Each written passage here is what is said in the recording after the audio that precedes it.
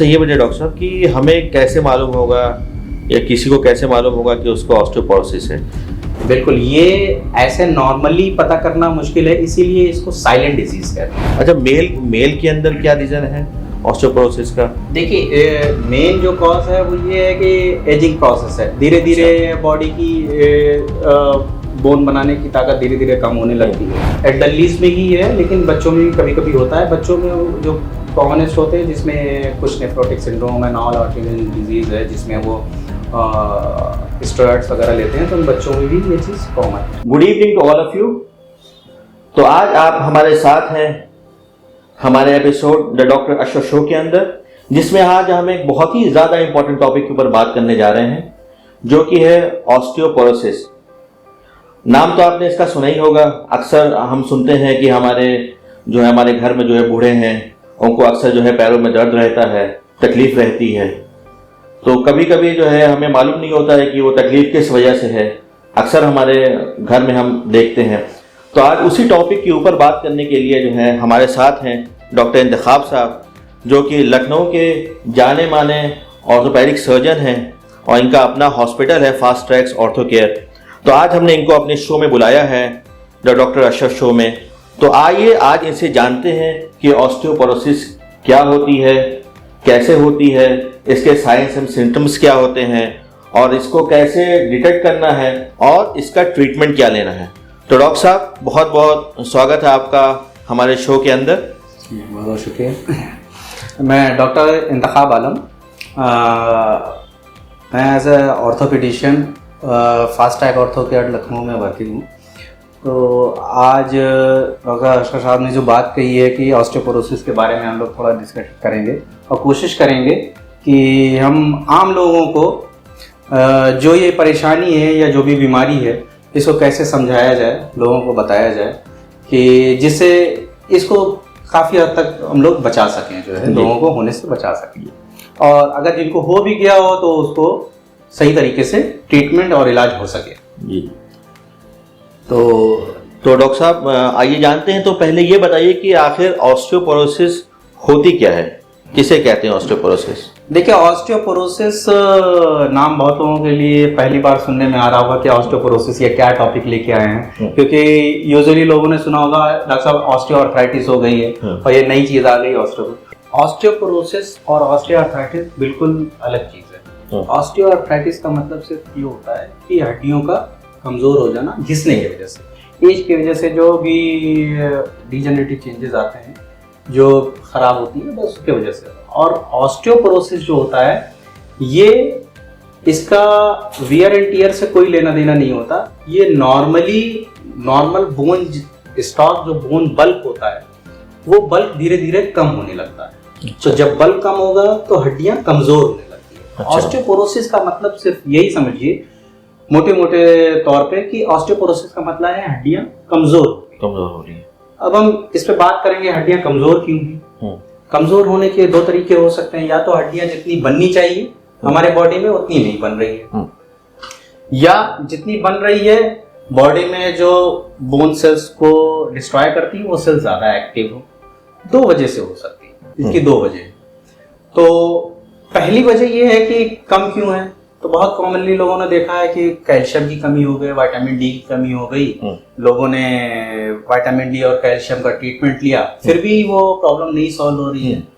तो उसको समझने के लिए सबसे पहले इसको समझते हैं कि ऑस्टियोपोरोसिस होता क्या है।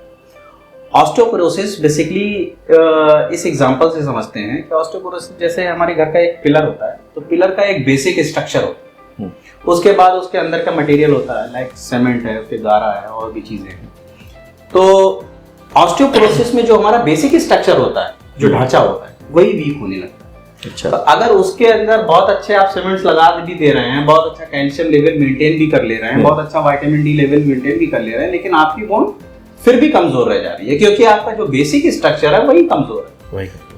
बेसिक स्ट्रक्चर होता किस चीज का है? हमारी बॉडी का कोई भी पार्ट का जो मेन बल्क बनाता है वो प्रोटीन ही स्ट्रक्चर होता है। प्रोटीन के फाइबर्स होते हैं, वो सब बनते हैं, वो एक स्ट्रक्चर बनाते हैं। तो अब ये स्ट्रक्चर अगर वीक हो रहा है तो इस पे देखते हैं कि किस वजह से हो रही हैं, ये कॉजेज हम लोग इसके बारे में डिस्कशन करेंगे कि क्या किस वजह से ये कमजोर हो रही है।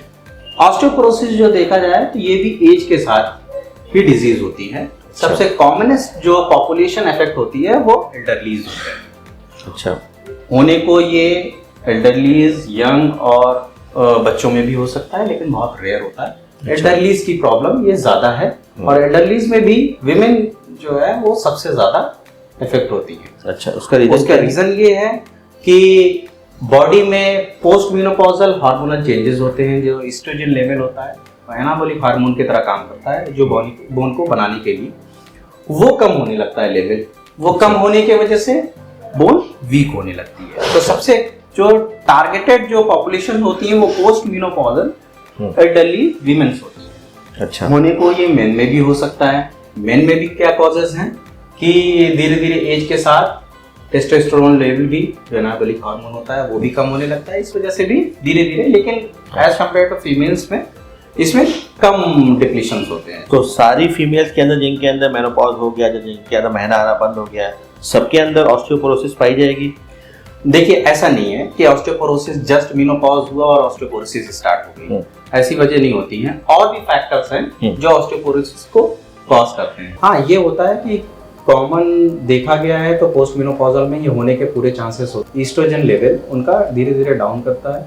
अच्छा, और ईस्ट्रोजन जो होता है वो एनाबॉलिक हार्मोन होता है जो बॉडी को, बोन को स्ट्रॉन्ग करने के लिए होता है, बिल्डिंग ब्लॉक होता है।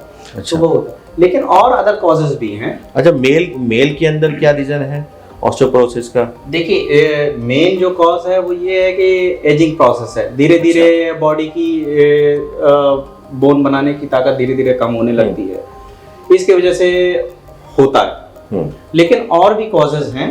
हार्मोन भी है? हाँ, टेस्टोस्टेरोन लेवल कम जैसे एज के साथ होता है तो वो भी एनाबॉलिक हार्मोन है। अच्छा। और मेल तो उसके कम होने की वजह से, इसीलिए एजिंग प्रोसेस में, अगर कोई और अदर कॉजेज नहीं है तो ये एजिंग प्रोसेस की वजह से यही एक कॉज होता है। और भी जो इसके कॉज होते हैं वो ये हैं कि डाइटरी, जिसमें कैल्शियम की कमी हो, विटामिन डी की कमी हो, प्रोटीन की कमी हो, तो उनमें भी हो सकता है।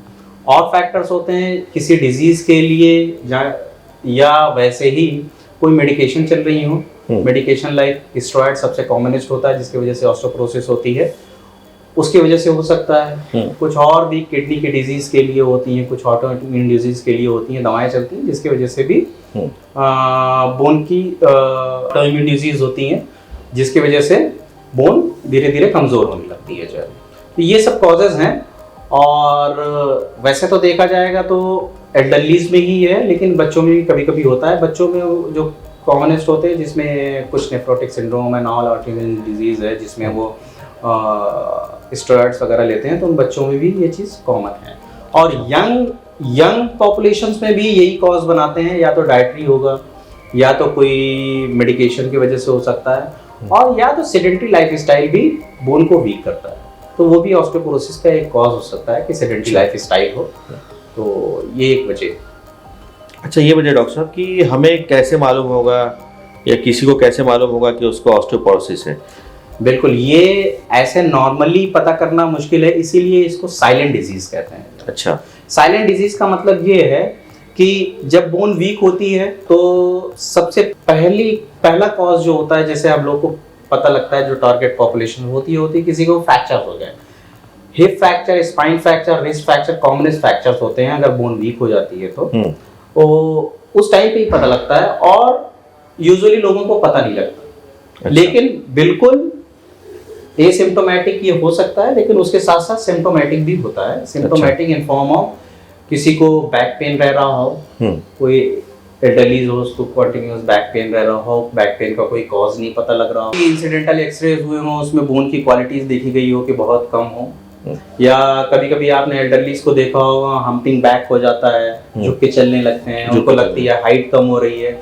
ये सब भी एक इंडिकेशंस होते हैं कि शायद इनको ऑस्टियोपोरोसिस हो रही होगी, उसकी वजह से स्पाइन की हाइट्स कम होने लगती हैं। तो लोग इस पे भी थोड़ा सा गौर करके अगर चाहें तो पॉपुलेशन को हम चेज आउट कर सकते हैं कि जिनको ये प्रॉब्लम हो रही है। अच्छा, कभी कभी पेशेंट जैसे मेरे पास भी कभी कभी पेशेंट आते हैं, वो अपना एक्सरे लेके आते हैं और कहते हैं डॉक्टर साहब हमें बहुत दिनों से बैक पेन था और जब हमने एक्सरे करवाया या जब सीटी स्कैन करवाया तो उसमें हमें डॉक्टर ने कहा कि तुम्हारी हड्डियां आपस में दब रही हैं, या हड्डियों के बीच में मार्जिन कम हो गया है।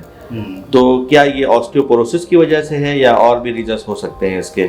नहीं, हड्डियां दब जाने के बहुत से रीजंस हो सकते हैं, लेकिन अगर कोई वजह नहीं निकल के आती है तो ऑस्टियोपोरोसिस बिल्कुल एक कंडीशन है, क्योंकि ये पैथोलॉजिकल कंडीशंस होती हैं। और भी वजह है, किसी को कभी चोट लगी हो उसकी वजह से उसकी हाइट कम हो गई हो, कोई मैलिग्नेंसी कंडीशन हो, और अगर कोई वजह नहीं निकल के आती है तो ऑस्टियोपोरोसिस डेफिनेटली हमको सोचना चाहिए और उसके पार्ट पे इन्वेस्टिगेट करना चाहिए और उसको प्रॉपर्ली ट्रीट करना चाहिए। हाँ, जो हड्डियां एकदम बहुत दब गई हुई हैं वो वापस तो नहीं होती हैं, लेकिन अगर उनको और मजबूत कर दिया जाए तो फर्दर उनका और कोलैप्स, उनका दबना रुक जाएगा, और उस दबने के वजह से जो प्रॉब्लम शुरू हो रही होंगी, लाइक पेन जो सबसे कॉमनेस्ट सिम्टम होता है, वो बिल्कुल रिलीव होता है। अच्छा जी। क्या सर, एक बात ये पूछनी थी आपसे कि क्या ये मतलब कि ख़ानदानी बीमारी है कि अगर किसी के माँ बाप को है तो उसके बच्चों को भी मतलब कि उसके अंदर भी जो है ऑस्टियोपोरोसिस होगी, मतलब क्या ये ट्रांसफ़र होती है? जी, जेनेटिक फैक्टर होता है इसमें। अच्छा। अगर किसी को फैमिली हिस्ट्री ऑस्टियोपोरोसिस की है उनके पेरेंट्स को, अच्छा। तो डेफिनेटली उनको भी स्क्रीन करना चाहिए। अच्छा। स्क्रीन यंग एज पे एसिम्प्टोमेटिक लोगों को करने की जरूरत नहीं है। अच्छा। लेकिन अगर फैमिली हिस्ट्री है और फीमेल खासकर पोस्ट मेनोपॉजल हैं तो उनको स्क्रीन करने की जरूरत है। अच्छा। या किसी को भी ट्रिवियल ट्रॉमा से, ट्रिवियल ट्रॉमा का मतलब है कि जिससे यूजुअली लोगों को कोई फ्रैक्चर नहीं होता है, लाइक हल्का सा स्लिप किए और गिर गए और वो फ्रैक्चर हो जा रहा है, तो उसमें हम सस्पेक्ट कर सकते हैं कि बोन शायद वीक होगी, तो ऑस्टियोपोरोसिस के लिए हम लोग इन्वेस्टिगेट कर सकते हैं। अच्छा, आपने जैसे इन्वेस्टिगेशन की बात की, तो कौन कौन से इन्वेस्टिगेशन हैं जिससे कि जो हमें करवाने चाहिए या जिससे हमें मालूम होगा कि पेशेंट को ऑस्टियोपोरोसिस है? यूजुअली देखिए, हम लोग अगर इनिशियल डायग्नोस्टिक पार्ट पे जाते हैं तो नेचुरली हम लोग ने देखा है कि calcium level, vitamin D level, haemoglobin level की एनीमिया है कि नहीं है, इन सबको हम लोग देखते हैं। ये एक जनरल जो इन्वेस्टिगेशन होती है वो तो होनी चाहिए बेसलाइन, कि अदर कोई कॉज तो नहीं है। हाँ, ऑस्टियोपोरोसिस डिटेक्ट करने के लिए जो मेथड है उसको हम लोग कहते हैं डेक्सा स्कैनिंग करते हैं, जो अच्छा। बोन मिनरल डेंसिटी हमें बताता है कि कितनी डेंसिटी है बोन की, वो स्कैन होता है। अच्छा। जिसे हमें डेक्सा स्कैन कहते हैं, वो कराना पड़ता है। उसमें ग्रेडिंग होती है, depending on the grading scores हम लोग डिटेक्ट करते हैं कि ये किस कैटेगरीज में है और इसको अगर ऑस्टियोपोरोसिस है कि नहीं है। अच्छा डॉक्टर साहब, एक बात ये बताइएगा कि इसमें क्या एक्सरे, सीटी स्कैन या एमआरआई का भी कोई रोल है इसकी डायग्नोसिस में? बिल्कुल। जो इनिशियल डायग्नोसिस बोली जाएगी तो एक एक्सरे बेसलाइन होना चाहिए, उसमें भी बोन की डेंसिटी एक क्लियर आउट पता लगती है। लेकिन सिर्फ ऑस्टियोपोरोसिस के लिए कि सिर्फ ऑस्टियोपोरोसिस है और इस खासकर स्पाइन में अगर कोई कोलैप्स नहीं है, वर्टिब्रा कोई कोलैप्स नहीं है, मतलब हड्डियां उसकी पिचकी हुई नहीं है, तो सीटी और एमआरआई की जरूरत नहीं होती है। उससे बेटर रहेगा कि आप उसका डेक्सा स्कैन करा लिया जाए। अच्छा। जिसमें उसकी डेंसिटी की स्कोरिंग पता लग जाएगी कि कितनी है। अच्छा। और उससे ये भी पता लग जाएगा कि ऑस्टियोपोरोसिस है कि नहीं। तो अमूमन नॉर्मल वैल्यू क्या होती है डेक्सा स्कैनिंग में? डेक्सा स्कैन में 2 स्कोरिंग की जाती है। तो डॉक्टर साहब, मेरा एक सवाल आपसे ये था कि ये किन लोगों को ऑस्टियोपोरोसिस हो सकती है? ये तो मैंने बताया आपको कि एल्डरली सबसे कॉमन टारगेटेड पॉपुलेशंस हैं, लेकिन यंग को भी हो सकता है। तो कुछ इंडिकेशंस हैं जिसको आप उस पे ऑस्टियोपोरोसिस के लिए जा सकते हैं। लाइक कोई यंग पॉपुलेशन हो और उसको ट्रिवियल ट्रॉमा, जिसे माइनर ट्रॉमा कहा जाता है, कि यूजुअली जिस चोट से लोगों को कोई फ्रैक्चर नहीं होता हो लेकिन यंग एज में उससे भी हो जा रहा हो, तो हम बेसिकली ऑस्टियोपोरोसिस के लिए हमें रूल आउट कर लेना चाहिए। या अगर किसी को लॉन्ग टर्म कोई थेरेपी चल रही है, स्टेरॉयड थेरेपी चल रही है, इम्यूनोसप्रेसेंट चल रही है, या कोई किडनी डिजीज के लिए कोई मेडिसिन चल रही हैं, तो उनको भी हमें इर्रेस्पेक्टिव ऑफ एज स्क्रीन कर लेना चाहिए कि कहीं इसको ड्रग की वजह से कोई बॉडी में ऐसा तो नहीं है ऑस्टियोपोरोसिस का असर आ रहा हो। तो इसलिए भी हम स्क्रीन कर सकते हैं एक स्क्रीनिंग पार्ट पे। और स्क्रीन करने के लिए जो बेस्ट मेथड है वो आप एक बेसलाइन एक्सरसाइज तो कर सकते हैं डेफिनेटली, लेकिन जो इसको डिटेक्ट करने के लिए जो डायग्नोस्टिक पार्ट होता है वो उसे डेक्सा स्कैन कहते हैं। डेक्सा स्कैन जो बोन की जो डेंसिटी होती है उसको डिटेक्ट करता है और इसको स्कोर करता है कि स्कोरिंग करनी है कि कितनी ज़्यादा सीवियरिटी है अगर ऑस्टियोपोरोसिस है। पहली बात तो ऑस्टियोपोरोसिस है या नहीं है, दूसरी चीज़ अगर है तो कितना ज़्यादा सीवियर है। तो उसमें एक स्कोरिंग सिस्टम बनाया गया है जिसे हम लोग ये मानते हैं T score and Z score किया गया है। टी स्कोर का मतलब ये है कि हम लोग नॉर्मल से डेविएशन देखते हैं कि कितना डेविएशन है।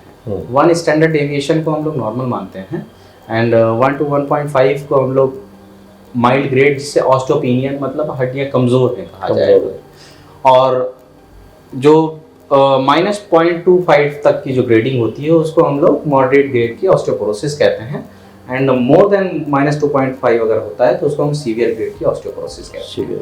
ग्रेडिंग करना इसलिए इम्पोर्टेंट है कि डिपेंडिंग ऑन द कि कितनी बोन वीक है उस हिसाब से हमें ट्रीटमेंट प्रोटोकॉल उसी हिसाब से एडवाइस करना है। अच्छा। एंड मेथड्स, प्रिवेंटिव मेथड्स भी और आगे बताने हैं उस हिसाब से। अच्छा, तो ये इस स्कोरिंग को क्या बोला आपने?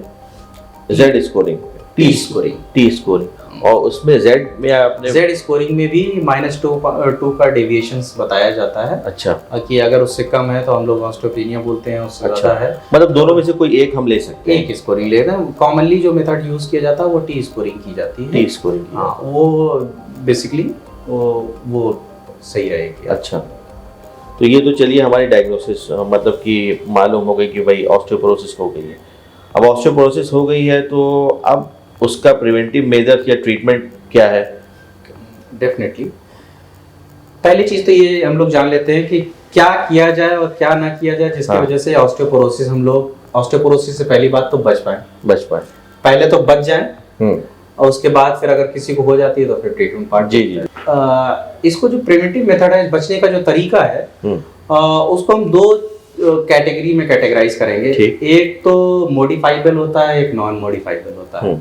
नॉन मॉडिफाइबल को तो हम कुछ कर नहीं सकते, लाइक अगर फीमेल जेंडर है तो उसको क्या चेंज करना है, एल्डरलीज हो गए तो कुछ कर नहीं सकते हैं, ठीक है। किसी को कोई प्रॉब्लम की वजह से मेडिकेशन चल रही है तो कुछ कर नहीं सकते, ये सब तो नॉन मॉडिफाइबल फैक्टर्स होते हैं, ठीक है। या किसी का जेनेटिक अगर हिस्ट्री है तो उसको तो वो नॉन मॉडिफाइबल फैक्टर्स हो गए। लेकिन मॉडिफाइबल फैक्टर्स क्या हैं?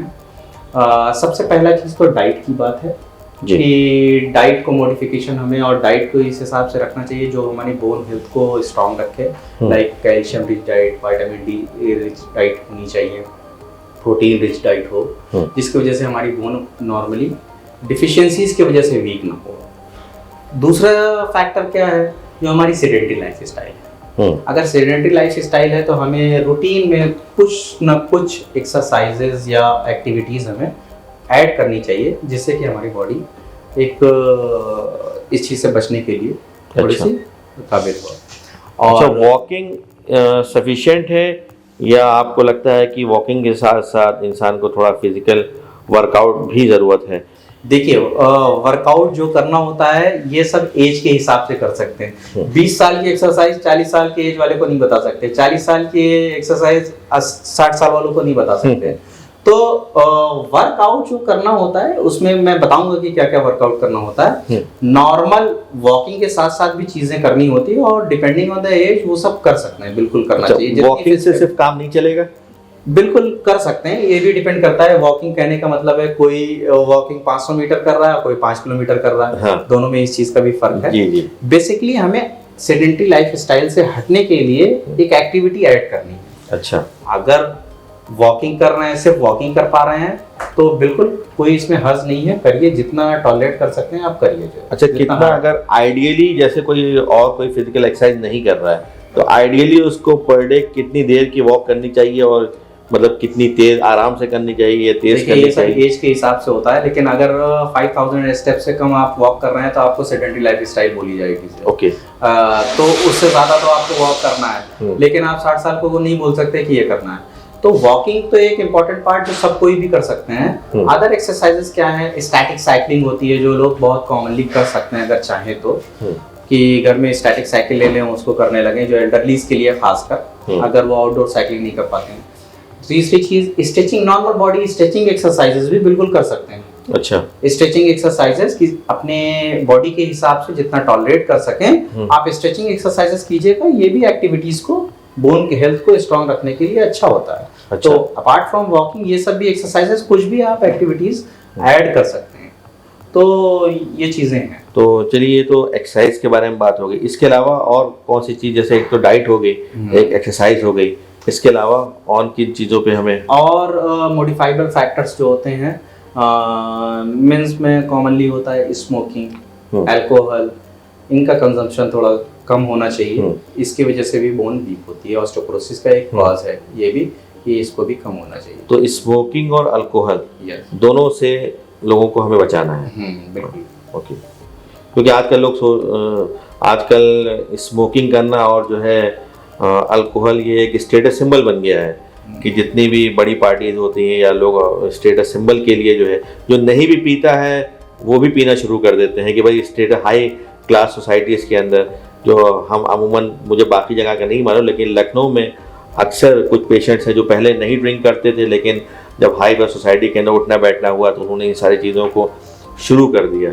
तो मेंस में तो हार्मोनल चेंजेस का इतना बड़ा रोल नहीं होता है, लेकिन अगर उसको और कोई कॉज नहीं है तो मेन कॉज स्मोकिंग और अल्कोहल बिल्कुल हो सकता है ऑस्टियोपोरोसिस का। अच्छा, हाँ, तो ये तरीका है। अच्छा, एक चीज़ मैं और ये इस बात पे कहना चाहूँगा कि जो DEXA स्कैन है, अब मैंने ये बोल दिया कि DEXA स्कैन से आप ऑस्टियोपोरोसिस को डिटेक्ट कर सकते हैं और डायग्नोज कर सकते हैं। तो क्या DEXA स्कैन अब सारी पॉपुलेशन को as a screening test use कर लिया जाए कि सब करा लिया ना? ऐसा नहीं है बिल्कुल भी। ओके। इसके क्राइटेरिया हैं कराने के, जैसे या तो कोई सिम्टोमेटिक हो, सिम्टोमेटिक इन द सेंस कि किसी को बैक पेन हो, कोई पोस्ट मेनोपॉजल हो, एल्डरलीज हो, females after 60 and male after 70। Okay. ये रूटीन में आप इसको शुमार कर सकते हैं। अच्छा।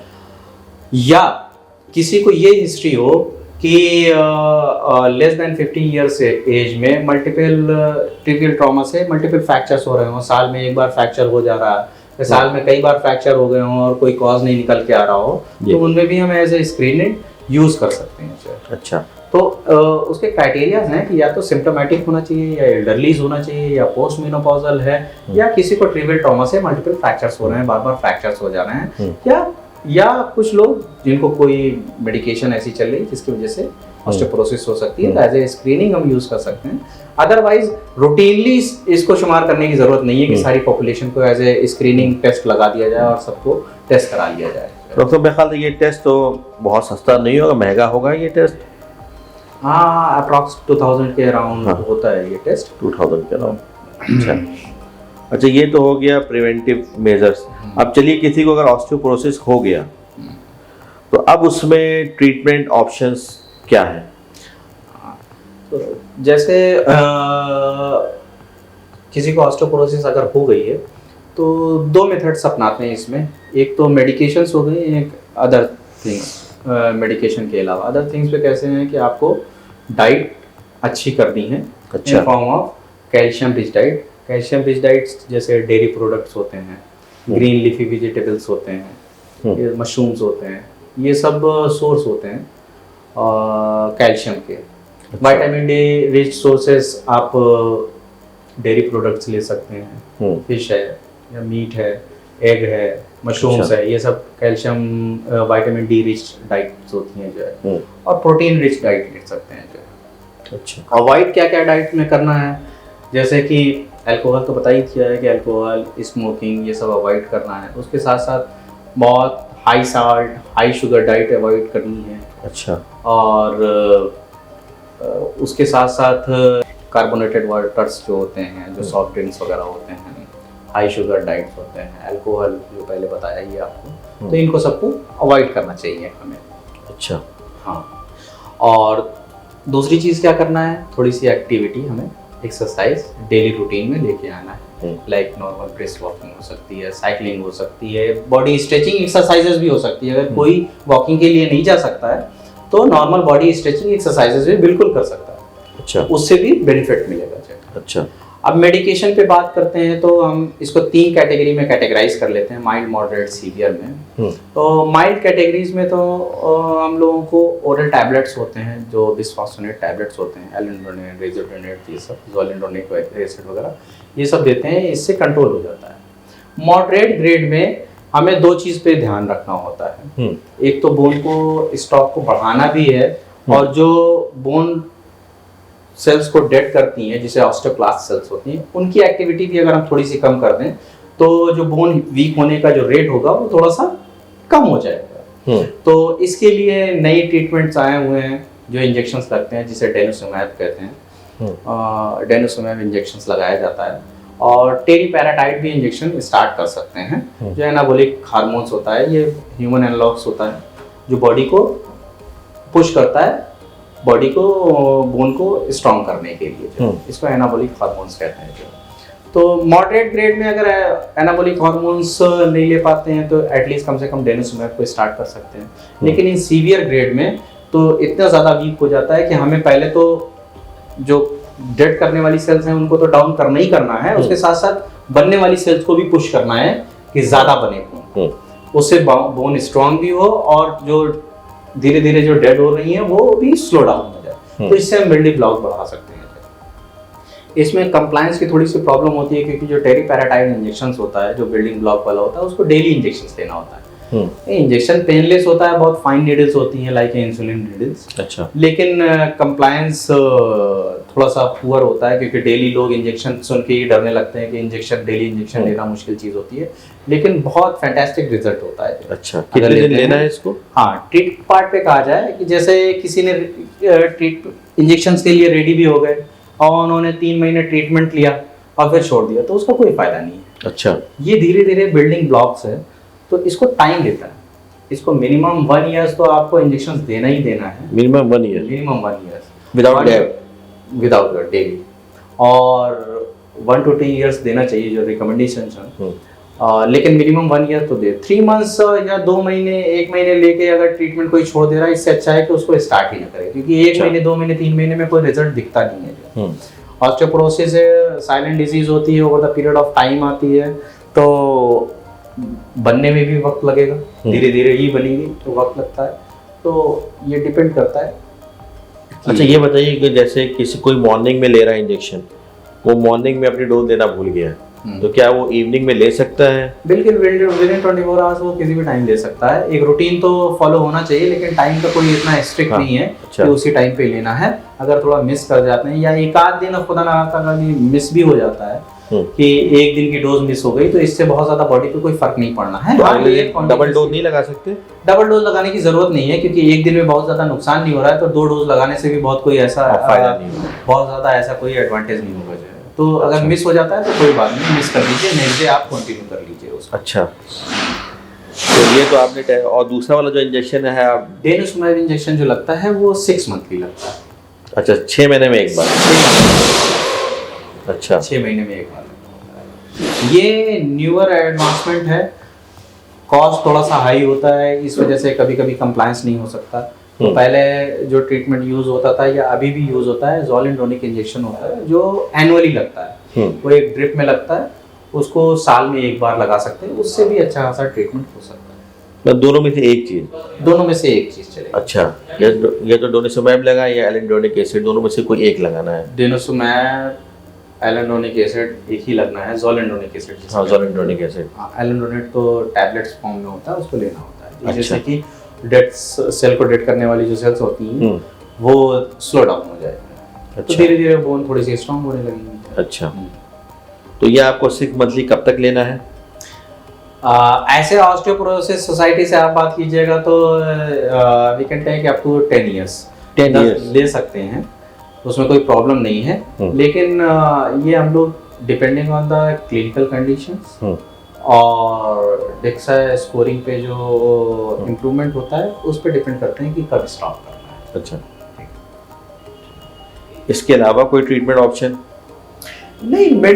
ये लिमिटेड मेडिकेशंस हैं जो इसके लिए हैं, वो लेनी है आपको। अच्छा, और उससे बहुत अच्छा रिजल्ट भी अच्छा, आप उसको रिजल्ट इन्हीं मेडिकेशन से देखें। अच्छा, अगर जैसे कोई इंजेक्शन नहीं लेना चाहे तो उसकी कोई टैबलेट्स नहीं आती हैं? हाँ, टैबलेट्स आती है, वीकली टैबलेट्स आती हैं, एलेंडोनेट, इज़ोलेनेट, ये सब सब रिज़ोनेट, ये सब टैबलेट्स आती हैं। टेरिपेराटाइड की नहीं आती है? नहीं, टेरिपेराटाइड नहीं होती जो है, इसका नहीं आता। ये एक तरीके से समझ लीजिए हार्मोन है। हार्मोन है जी। हार्मोन है, तो हार्मोन तो टैबलेट्स ऐसे नहीं ले सकते जो है। ये बॉडी में ऐसे ही हर मेडिकेशन का एक डिलीवरी सिस्टम होता है जी जी। तो इसका डिलीवरी सिस्टम यही है कि ये इंजेक्शन फॉर्म में ही लिया जा सकता है इसको। असल में मेरे पूछने का मकसद ये है कि ताकि लोगों को मालूम हो जाए, क्योंकि अक्सर लोग जो है उनको लगता है कि डॉक्टर साहब अगर इंजेक्शन के जगह कोई टैबलेट मिल जाती तो हम ले लेते। बिल्कुल, सुनने में तो बड़ा अजीब लगता है कि डेली इंजेक्शन लेना बहुत डिफिकल्ट टास्क होगा, लेकिन जो लोग एक्सपीरियंस करते हैं वो पेशेंट खुद अपने आप से इंजेक्शन लगाता है,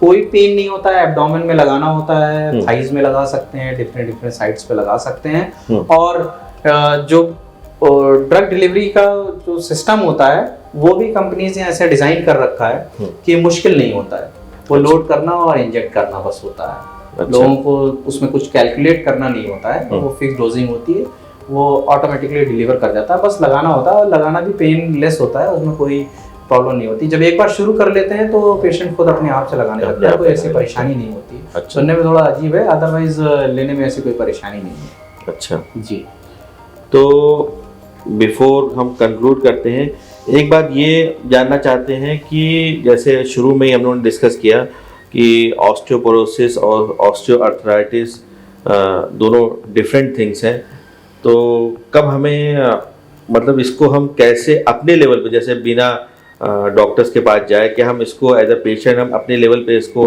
डिफ्रेंशिएट कर सकते हैं कि जैसे कि हमें ऑस्टियोपोरोसिस हो रहा है या हम ऑस्टियोआर्थराइटिस की तरफ जा रहे हैं? देखिए, ऑस्टियोआर्थराइटिस जब भी होता है वो किसी जॉइंट का होगा। ऑस्टियोआर्थराइटिस का मतलब है जॉइंट है। ऑस्टियोआर्थराइटिस जो कॉमनेस्ट है वो नी जॉइंट है, हिप जॉइंट होते हैं, स्मॉल जॉइंट्स ऑफ हैंड्स होते हैं, ये सब होते हैं। ऑस्टियोपोरोसिस किसी भी बोन का हो सकता है। इसमें कॉमनेस्ट जो होते हैं वो हिप और बैक एंड रिस्ट या होल बॉडी पेन हो सकता है।